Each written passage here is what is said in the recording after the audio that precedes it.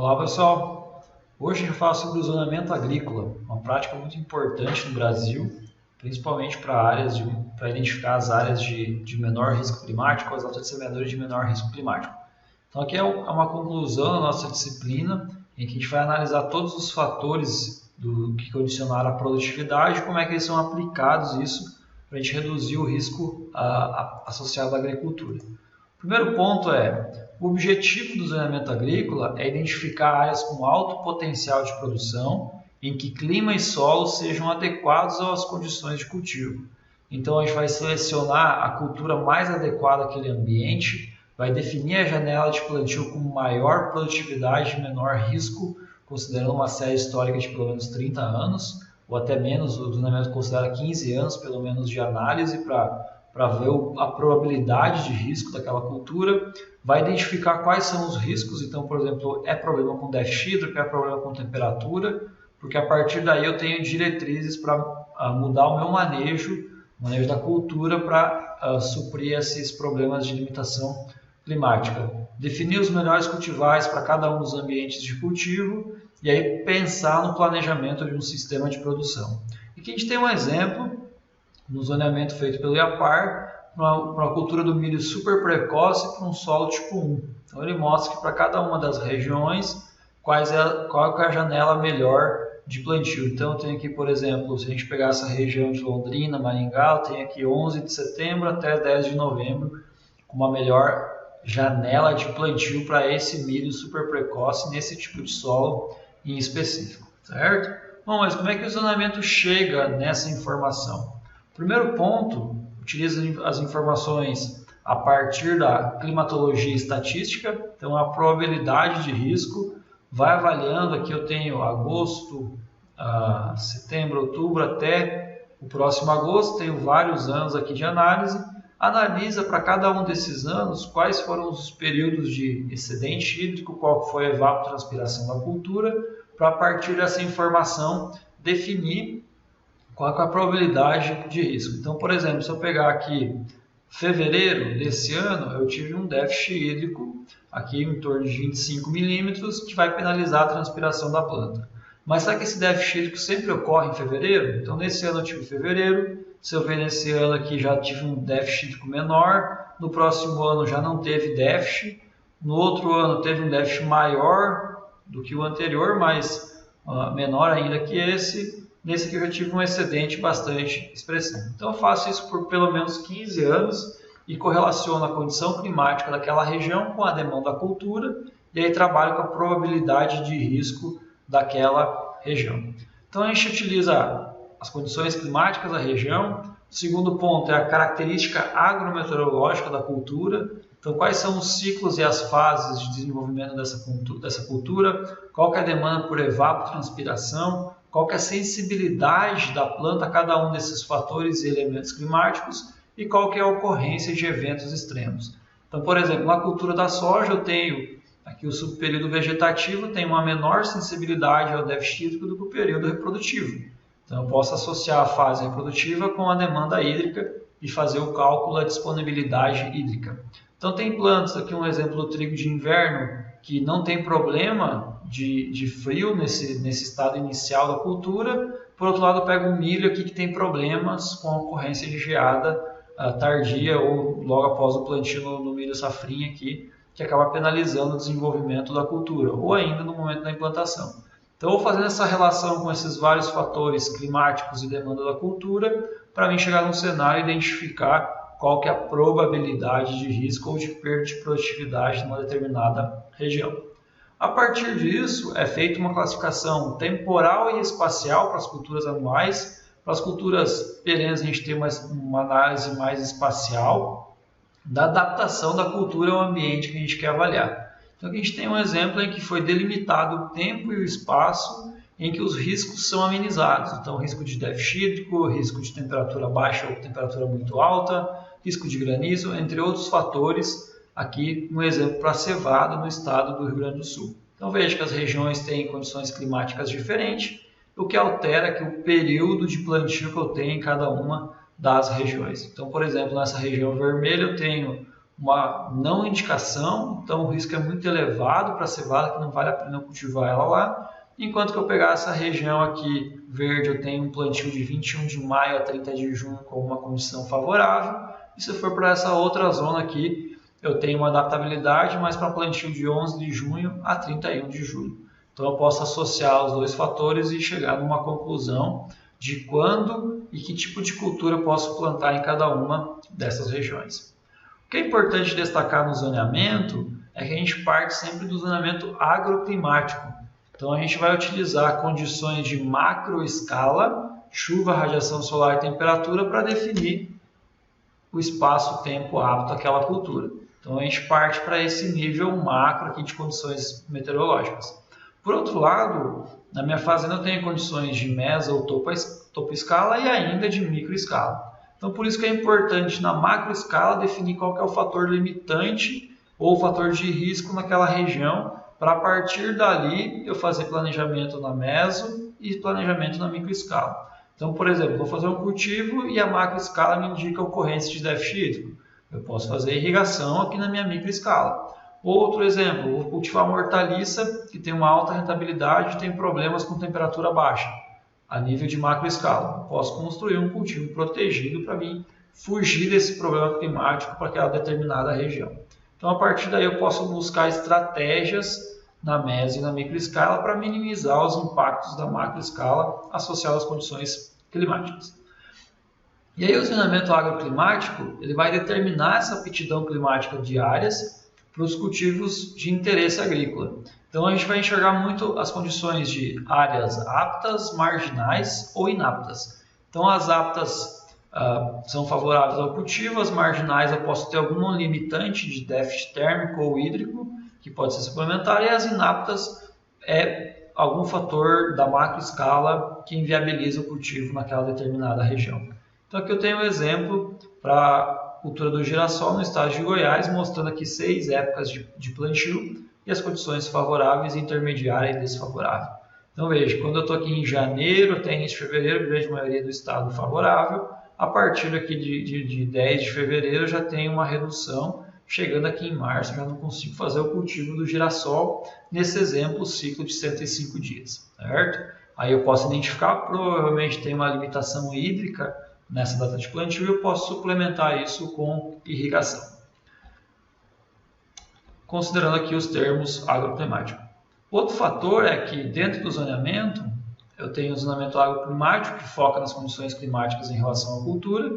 Eu tenho o zoneamento edafoclimático ou ecológico, que aí eu vou associar o clima às condições de solo. E aí eu faço o balanço hídrico e faço essa relação entre o macroclima com a capacidade de água disponível da planta. E aí eu vou avaliar aqui para cada ano qual que é a relação aqui do índice de satisfação das necessidades hídricas da cultura pela relação entre evapotranspiração real e evapotranspiração potencial da cultura ao longo do ciclo. Quanto menor essa relação, que um exemplo de 0,60, significa que 60% da evapotranspiração máxima da cultura foi realizada. Isso significa fechamento estomático que pode levar à quebra de produtividade nessa região. Então eu faço várias análises por vários anos e aí trabalho qual que é a probabilidade de eu ter uma evapotranspiração abaixo de um nível que pode levar a uma quebra muito grande de produtividade nessa região. E aí eu defino essa análise a partir da base probabilística. Eu sempre trabalho com probabilidade de risco no zoneamento agrícola.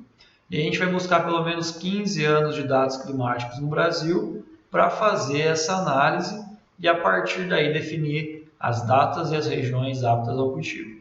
Então, por exemplo, para a grande maioria das culturas de grão, o zoneamento edafoclimático ele considera apta as regiões em que 80% dos anos teve pelo menos 60% da evapotranspiração potencial da cultura atendida durante as fases de desenvolvimento mais sensíveis. E aí, basicamente, o momento de plantio e o período reprodutivo da cultura. Tem alguns casos que vocês vão ver outros níveis de probabilidade. Então, eu tenho que atender isso em 80%, 70% e 60% dos anos. E aí a gente vai ter esses níveis de risco, que eu posso estar focando o meu plantio apenas em 80%, ou eu posso optar por correr um risco maior e aí trabalhar com essas datas com um período maior de cultivo, certo? E aí quem não atendeu essas condições aqui, de pelo menos 60% dos anos com 60% da evapotranspiração, ela entra numa condição inapta. Não quer dizer que eu não possa cultivar uma determinada cultura naquela data de plantio ou naquela região. O que isso significa? Significa que o meu risco é muito alto e que, por exemplo, se eu fizer um financiamento, eu não vou ter suporte de seguro agrícola do governo porque eu estou colocando minha cultura num momento de muito risco. Então, eu posso fazer essa análise e, dependendo do que eu quero fazer, adotar aquele risco maior ou menor na região, certo? E aqui tem um exemplo do zoneamento do feijão de sequeiro na primeira safra. Então, eu tenho aqui grupo de cultivar, o ciclo das cultivares, 3 tipos de solo e o data aqui de início e de fim da data de plantio. Então, para aqui para Anápolis, grupo 1, solo argiloso, eu posso plantar de 1º de outubro até 31 de dezembro, que o meu risco está abaixo desses 80% dos anos. Isso não significa que em 80% dos anos eu vou ter produtividade máxima, mas significa que em pelo menos 80% dos anos eu vou ter uma evapotranspiração de 60%, que vai retornar uma produtividade aceitável dentro do sistema de produção da cultura, certo? E o último nível, a gente tem o zoneamento agrícola, que é o nível mais elevado de informação, porque além do ecológico, que inclui o clima e o solo, ele também inclui condições socioeconômicas da região para delimitar a vocação das terras. Então tem 2 casos, pode ser que as condições de clima e solo sejam favoráveis, mas não exista estrutura para implantar uma cultura. Então tem o exemplo aqui da mamona. Então, por exemplo, em Jataí eu tenho condições edafoclimáticas para o cultivo da mamona, mas eu não tenho uma cadeia produtiva montada e nem maquinário, por exemplo, para fazer o plantio de forma eficiente, colheita e a comercialização igual eu tenho de outras culturas. Então, existem essas limitações também. Por outro lado, pode ser o processo contrário também. Por eu ter uma estrutura montada, ter uma facilidade de cultivo, eu posso aceitar riscos maiores das condições edafoclimáticas, porque eu já tenho uma estrutura, tenho um mercado consumidor, tenho um custo de produção que pode me trazer rentabilidade mesmo com risco climático maior. Então esse é outro nível que é o zoneamento agrícola. Essas informações no mapa trabalham no sentido do zoneamento ecológico, que envolve clima, a cultura e o solo, certo? Nesse sentido, a gente tem o zoneamento agroclimático sendo realizado com uma base de macroclima, mas a gente pode dar atenção especial para o nível de topo e microclima, considerando essas análises.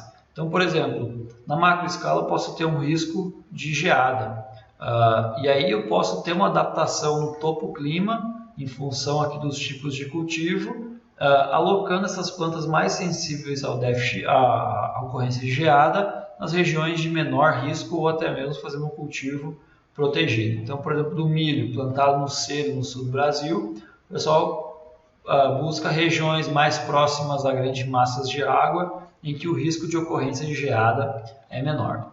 Um outro ponto que a gente pode estar explorando é alternativas para reduzir o déficit hídrico e aí eu minimizar os efeitos de macroclima na escala topo e na microescala. Então, por exemplo, eu posso reduzir a evaporação do solo, que vai economizar água e eu posso estar utilizando essa água ao longo do ciclo. Posso utilizar a irrigação ou até mesmo optar por cultivares com uma maior tolerância ao déficit hídrico, que se adapte melhor àquelas condições de ambiente. Então, eu posso fazer essas adaptações no sistema e aí eu tenho um risco associado, mas eu estou minimizando esses riscos.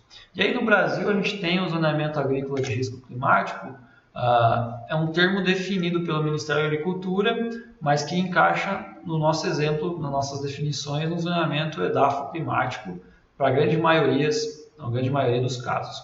E o zoneamento agrícola de risco climático se tornou uma política pública que é utilizada para a gente aplicar o seguro agrícola de forma racional, tanto o seguro como o crédito rural, e fazer essa gestão de risco que a gente tem na produção agrícola. E sempre ocorre uma revisão anual, atualizando principalmente as cultivares disponíveis para aquele cultivo naquela região e fazendo algumas atualizações de banco de dados e de informações relacionados à cultura. Então a gente pode acessar essas informações no site do Ministério da Agricultura para fazer essas análises e identificar as regiões de menor cultivo. Nesse exemplo do zonamento agrícola de risco climático, entra no sistema os cálculos relacionados com clima, solo, cultura e os níveis de probabilidade de risco. Essas definições trabalham com 3 tipos de solo 1, 2 e 3, em função do teor de argila. Então, o solo 1 tem de 10 a 15%, o solo 2 de 15 a 35% e o solo 3 mais que 35% de argila presente no solo, o que vai influenciar a quantidade de água disponível nesse solo e para a planta enfrentar os períodos de veranico. E aí a gente também trabalha com uma faixa ideal de temperatura, evitando os extremos, avalia risco de geada e principalmente foca nas culturas de grão, no atendimento do índice de satisfação das necessidades de água da planta, suprindo pelo menos 60% da ETR/ETC em 80% dos anos, para a gente ter uma condição de produtividade satisfatória em cada uma das regiões. Então, isso é o conhecimento básico que a gente encontra no zoneamento de risco climático. Para o estado de Goiás, a gente tem várias culturas, a gente pode ver aqui essa lista de culturas disponíveis que definem locais e épocas de plantio mais favorável a essas culturas. Recentemente, a gente teve o lançamento desse aplicativo, que é chama Plantio Certo. Você pode encontrar nas lojas de aplicativos como Plantio Certo ou até mesmo ZARC, Zoneamento Agrícola de Risco Climático, em que, definindo o local que você está, aqui um exemplo de General Carneiro, no Mato Grosso, eu consigo buscar a cultura e a partir daqui ver o risco de quebra e quais são as melhores datas de plantio para aquela cultura, com algumas informações agrometeorológicas, por exemplo, percentual de água no solo que eu tinha, temperatura. Então são vários fatores que a gente pode estar avaliando. A vantagem é que ele fica na palma da mão, você consegue acessar essas informações quando está fazendo algum projeto, alguma análise de risco climático, auxiliando na escolha aqui, por exemplo, do ciclo da cultivar. Então, precoce, médio e tardio, vai mudar a dinâmica de janela de semeadura, ou o tipo de solo, em função do teor de argila, eu consigo fazer esse ajuste e a partir daí definir um melhor projeto e um menor risco climático na agricultura, certo? Então fica à disposição para você estar acessando esse aplicativo e instalando ele para você dando uma olhada e vai ser parte da atividade complementar dessa aula, certo? Qualquer dúvida a gente fica à disposição.